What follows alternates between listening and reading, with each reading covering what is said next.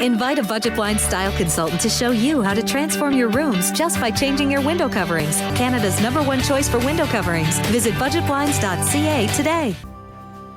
This is Newcap News with Jeremy Thompson. Good evening and thank you for joining us. Well, relief for some residents who live alongside one of the busiest roads in the border city. And no, I'm not talking about 44th Street. After months of testing speed tables near Holy Rosary, the city has decided to make them permanent. This is a very busy street because this is the shortcut to the west end to the shopping. 65th Ave, which turns into 39th Street, tends to draw a large volume of traffic, and many residents of Parkview Estates are frustrated and feel unsafe with so many vehicles speeding through. If I'm not watching, I'm going to be hit. Now with the new school over here at elementary, it's kind of scary because I'm scared one of those little kids is going to get run over. The city says the response to the temporary speed tables was positive, and the construction of permanent ones has already started. The project is expected to be completed by September 4th. Well, if you don't pay your taxes, you could lose your home. That's what 5 Lloydminster property owners are finding out as Monday City Council approved a motion to put their plots and everything on them up for auction. Owners of the 5 Alberta properties owe thousands of dollars worth of property taxes to the city. They haven't paid in more than 2 years. Councillor Lachlan Cummine says the auction is not the city's first course of action.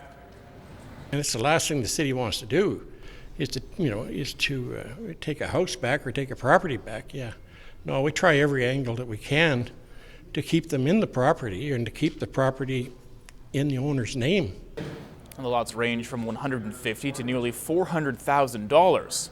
If you're interested in buying a property, I would suggest they get a hold of the city ASAP. It'll cost you 10% up front, and the rest is due within the next 2 days. Sale goes November 18th at City Hall, but if the owners decide to pay up before then, their plots will be taken off the auction block. The new city policy will help the finance department make better investment decisions in the future. Amortization is a standard accounting practice used to estimate the useful lifetime of buildings and equipment. So this way the finance department can look at things a little more focused. Everything the city owns or leases has an expected lifetime before it is no longer worth any money.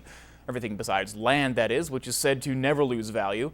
Some things like computers need replacing fairly quickly, while infrastructure investments like water systems are expected to have value for up to 75 years. This new policy gives us a much closer tie to actual useful life of the equipment as we use it today, and so therefore you get more meaningful reporting. Reiniger says amortization will help the city save money in the long run.